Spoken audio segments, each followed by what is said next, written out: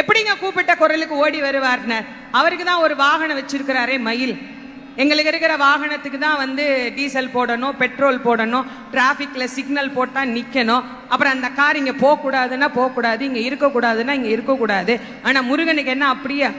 அவருக்கு எப்பயுமே green signal தான். நீலச்சிகண்டியில் ஏறும் பிரான் எந்த நேரத்திலும் கோல குரத்தியுடன் வருவான். குருநாதன் சொன்ன சீலத்தை மெல்ல தெளிந்தேற்றுவார் சிவயோகிகளே, காலத்தை வென்றிருப்பார் மறிப்பார் வெறும் கர்மிகளேன்னு நமக்கு சொல்றார். அப்ப அழகா மயில் மேல ஏறி வருவார். அதனால்தான் அருணகிரிநாத சுவாமிகள் ரொம்ப அழகா நமக்கு மயில் வருத்தமும் நமக்கு பாடி தந்தார்.